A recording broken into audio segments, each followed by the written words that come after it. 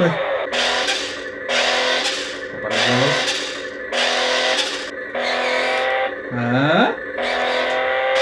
Hoy les tenemos la historia de cómo la industria automotriz quiso ahorrar costos al no aceptar que sus vehículos eran inseguros, y cosas tan sencillas como ponerles un cinturón de seguridad provocó toda una revolución que tardó 10 años en cumplirse para poder lograr que los autos fueran seguros y que las armadoras pues simplemente se pusieran las pilas. Sí, se pusieron a trabajar.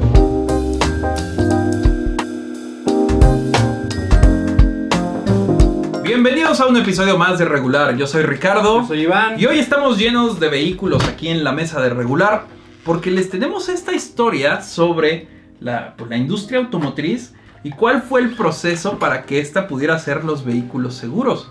Porque deben de saber que los vehículos, desde que se inventaron, pues simplemente nadie había pensado en la seguridad. Por ejemplo, ahí les va Regular ese, Iván. Los primeros vehículos pues eran literalmente sillas con ruedas y con motor. Ahí las están viendo. Eran eso. Y pues los fabricantes estaban preocupados en hacer carros pues que duraran, que no se desarmaran mientras los manejabas y pues que funcionaran. No se preocupaban por la seguridad. ¿Por qué? En primera, porque no había caminos. Las ruedas parecían más a carruaje. Más a carruaje, ¿no? Se tenían esas ideas. No había caminos y por lo tanto pues no eran tan rápidos. Uh-huh. ¿Sí? Uh-huh. No existían carros de rally que van súper rápido en superficies no lisas. Entonces, pues ellos estaban preocupados por esta parte. Y esto duró así mucho tiempo hasta que Ford, ustedes ya saben, que creó la línea de producción que ayudó a construirlos rápidos mejor, más baratos, más eficientemente, y por lo tanto más gente podía tener carros en esos tiempos. Entonces esto obligó a que el gobierno pues construyera más infraestructura para poder manejar estos carros. Pero aquí viene una cosa importante, Iván, irregulares. Simplemente no había regulaciones ni para los que hacían caminos, o sea, para el gobierno, Uh-huh. y no había regulaciones para los que armaban Los coches autos. ensamblaban. Entonces, así fue durante mucho tiempo, ¿no? Entonces, para ubicarnos bien en la línea de tiempo, vamos a hablar de la Segunda Guerra Mundial. La Segunda Guerra Mundial terminó en 1945 y durante la Segunda Guerra Mundial Estados Unidos detuvo su producción de automóviles, no produjo automóviles. ¿Por qué? Porque todo eso pues lo dedicaron a producir municiones, armamento, tanques, etc. De hecho, desarrollaron mucho su industria gracias a eso. En un video ya habíamos comentado que Ford y General Motors hacían fuselaje para aviones. Uh-huh, Participaban, de hecho, prestaban su infraestructura para poder ensamblar. Uh-huh. aviones. Entonces, cuando terminó la Segunda Guerra Mundial en el 45, pues regresaron todos los soldados, todos eran felices, querían formar ya su familia, se querían casar, se querían comprar un cochecito. Entonces muchos llegaron con todas estas ideas ingenieriles. Ajá. Y la industria automotriz pues creció. ¿Por qué? Porque a la hora de armar tanques, pues se desarrollaron nuevos métodos de construcción, Claro, una transferencia. aleaciones. Entonces todo eso dijeron, pues ahora vamos a hacer los carros así, ¿no? Entonces les quedaban mejor, tenían pues mejores partes, la producción era mejor, las medidas, todo cambió gracias a la guerra, ¿no? Entonces se seguían construyendo autos mejores, pero la seguridad seguía olvidada, ¿no? Y hay muchos ejemplos de carros donde pues la gente se estrellaba y pues era literalmente una caja de fierro, una caja de muerte. Te estrellabas y tú ibas adentro, pues era una caja durísima y tú adentro pues, dabas vuelta, estabas suelto ahí adentro, ¿no? Ajá. Entonces, esto fue así durante muchos años, hasta, fíjense, eso fue, estamos hablando terminó la Segunda Guerra Mundial, se empezaron a producir mejores carros en el 45, y entonces, en el 63, un tipo que se llama Ralph Nader escribió un libro tipo reporte que se tituló Inseguro a cualquier velocidad. Entonces, Ralph Nader se puso a analizar cómo todos los vehículos, simplemente por ser un carro, eran peligrosos.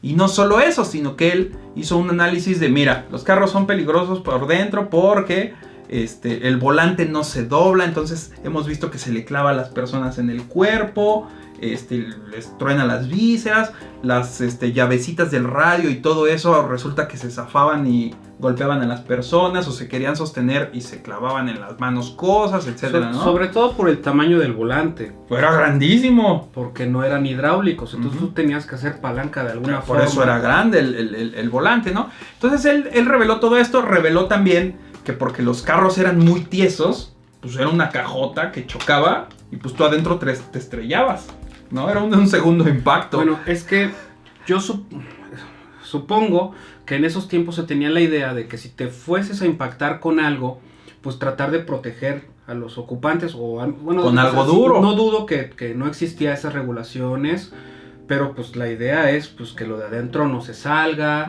o que no se deforme. De hecho, esa es una idea que sigue hasta ahora. Así, es que esos carros son de papel, se destruyen. Por eso. Pero porque se está tratando de consumir la energía para que la cajita donde estás tú no le pase nada. Pero antes, no, pues es un carro duro que aguanta el golpe, sí, güey, pero el de adentro... Por eso, exacto. Pero la masa, al momento, o sea, tú estás viajando 70 kilómetros, literal, la masa dentro del automóvil está viajando 70. Y si lo detienes así, aún así rebotas. Entonces lo que se tuvo que hacer es, o mejor dicho, entender que no se trataba de hacer las cosas duras, sino que absorbieran esa masa, se deformaran, pero que tratar como de mover para proteger. Pero no nos adelantemos, Iván, ¿no? Sí, se deforma todo. Pero eso él lo puso en su libro, pero lo más importante que puso en su libro fue que las constructoras de autos, las armadoras, las marcas, sabían que sus carros eran peligrosos y no hacían nada porque les iba a costar mucho dinero. Entonces, fíjense, ese libro fue publicado en el 65 y en esos años se había lanzado un vehículo de Chevrolet que se llamaba el Corvair, que se produjo entre el 65 y el 69, y en esos años... pues ese vehículo fue como un buen ejemplo porque era malísimo por diseño y porque, por ejemplo, para manejarlo bien tenías que bajarle las llantas para que tuviera, desinflarlas para que tuviera mejor agarre. Entonces, la gente se empezó a dar cuenta de esto desde el 65 y desde antes, que muchos morían en accidentes de autos, y entonces empezaron a hacer protestas, pedían al gobierno que crearan estas regulaciones para los que fabricaban carros, que los hicieran más seguros. Y entonces el gobierno se tardó 2 años. Haz de cuenta que hubo una publicación en un periódico, que por ahí se las vamos a mostrar, en el 71. O sea, estamos hablando el libro salió en el 65. En el 71 como que ya se hizo el ruido. Y en el 73 o 72, el gobierno de Estados Unidos creó la Administración Nacional de Seguridad del Tráfico en Carreteras. Y esta administración, la hicieron 2 años después, pues introdujo el primer estándar federal de automóviles. Entonces resulta, ellos lanzan esta regulación, los que arman carros, pues ahora ya tuvieron que ponerles sistemas de seguridad, el cinturón de seguridad, que por cierto, dato curioso, que Iván no me va a dejar que les haga falta también. El cinturón de seguridad de 3 puntos, que es el que utilizamos todos, son 3 puntos, tenemos uno aquí arriba y 2 abajo, fue inventado por Volvo. ¿En qué año, Iván? A ver. En el 59. Es una invención de Volvo, fue patentada por Volvo. Exacto. Y conforme fue pasando estos avances en la seguridad, pues Volvo, digamos que la liberó. Se dijo, bueno, quédense con la patente. Ok, entonces acuérdense, estamos en los 70s, 73 ya, ¿no? Resulta, en esos años, pues habían regresado de la guerra, hacían carros súper gigantes con 8 cilindros. Puta, estos carros están bien buenos, pero ya tienes regulaciones. Entonces, si se fijan, hay muchos carros de los 70s que tienen unas mega defensas. Son bonitas, porque pues en el diseño integraron las defensas, pero aún así son grandísimas. Yo me acuerdo que teníamos un Chevelle 68 y le quitamos la defensa y era una cosa pesadísima y así como de 5 milímetros de grueso. Entonces, fíjense en los carros de los 70s, muchos tienen estas defensotas, pero en esos tiempos vino el embargo de la OPEC en inglés o de la OPEP en español. ¿Qué es la OPEP, Iván? Ilústranos un poquito para entender esto. La OPEP embargó a Estados Unidos el petróleo. Ah, sí. Es una organización de países árabes exportadores de petróleo y ellos decidieron no venderle petróleo a los países, digamos, amigos de Israel, porque Israel había hecho algunas guerras contra Egipto y Siria. Entonces le dijeron, ¿sabes qué? No nos gusta cómo estás actuando con Egipto y Siria y no te vamos a vender petróleo ni a ti, ni a tus amigos, ni tampoco a algunos países en Europa.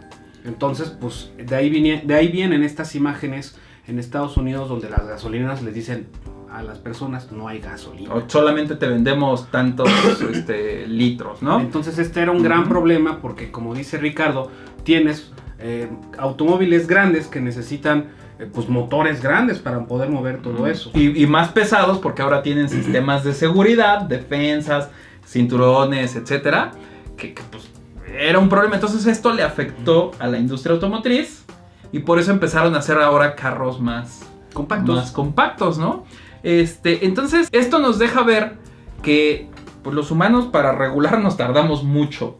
Y pues el hecho de que las armadoras, las empresas que construían autos, pues se quisieran ahorrar una lana, provocó muchas muertes y al no haber regulación, pues seguían vendiendo sin problemas, ¿no? Entonces cuando entra la regulación, ellos tienen que cambiar el diseño, tienen que invertir en ingeniería y pues en esos tiempos no era así de, híjole, este coche te salió peligroso, regrésalo. Ya los vendiste, pero ahora los nuevos tienen que ser seguros. Entonces eso devaluó muchos vehículos.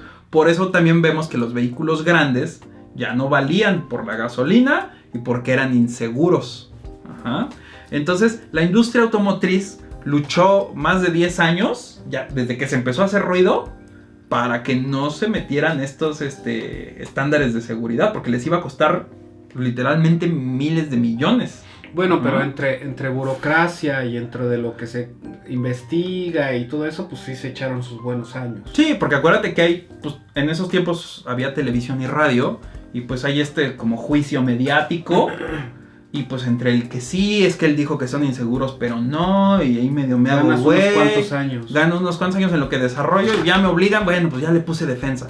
Y de hecho, Iván me enseñó eso, yo no me había dado cuenta. Unos carros que fueron importados de Europa, donde sus medidas de seguridad son menores en esos tiempos.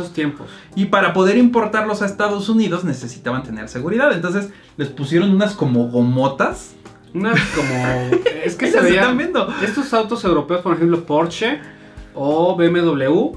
Para poderlos importar al mercado norteamericano, pues tenían que estar al día con estas regulaciones. Entonces, ¿qué fue lo que optaron con estos productores? Pues ponerles unas gomas. Ya saben, estas gomas como las que tienen los camiones repartidores de pastelitos, que son unas gomas así gordas. Pues precisamente por esto tenemos coches tan feos de la década de los 70, que son un BMW muy padres, pero unas defensotas de este tamaño y también unos Porsche setenteros. Y también había unos estos del caballito, ¿no? Que tienen así al frente el rojo que vimos como unas... No, un Ferrari. Era un Ferrari, ¿no? Uno rojo. No, ese fue el Porsche. Bueno, es un Porsche. No lo dudo, pero honestamente no lo dudo. Pero bueno, ahí las están viendo las imágenes para que vean cómo, ¿quieres importar tus carros? Ponle seguridad. Y como en el diseño no venía esa seguridad, pues se la pusieron por afuera y se ve horrible. Y ahora son icónicos, ¿no? Sí. Pero sí se ven horribles, ¿no? Entonces, como dato curioso, esta legislación en Estados Unidos fue en el 73... Y en Reino Unido, por ejemplo, fue en 1983. O sea, fíjense cuánto nos estamos tardando como países en regular las cosas, ¿no? Entonces, como dato también, las posibilidades, después de estas regulaciones, las posibilidades de sobrevivir a un accidente aumentaron en un 40%, o sea, casi la mitad. Y las lesiones leves disminuyeron en un 35%. Con cualquier accidente. ¿Cuánto era el límite de velocidad hace 50, 60 años? Ahí están las imágenes. Hace 50 años era de 15 millas por hora, 12 millas por hora. Hasta tienen ahí imágenes yo creo viejísimas. Que más, ¿no? Y bueno, yo estoy hablando de cuando se empezaron a crear los autos. Y después, casi siempre son, ahorita son 60 millas lo más que se puede. Hay unas carreteras de 70.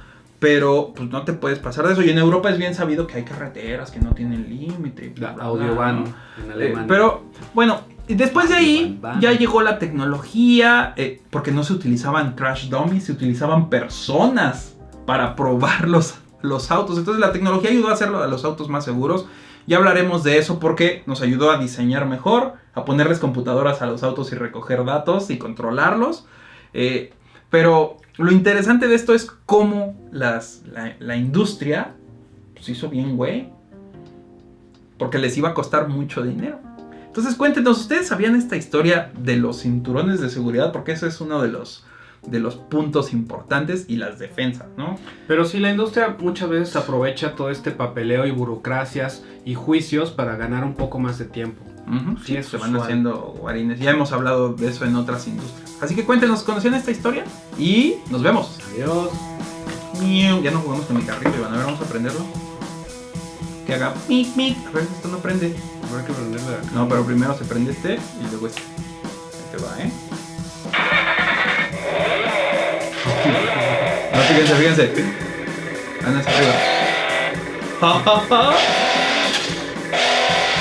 Ahora a la izquierda. Ahora a la derecha. Y ahora cambiamos el modo. Y así tira. Y ahora otra vez. Ay, no.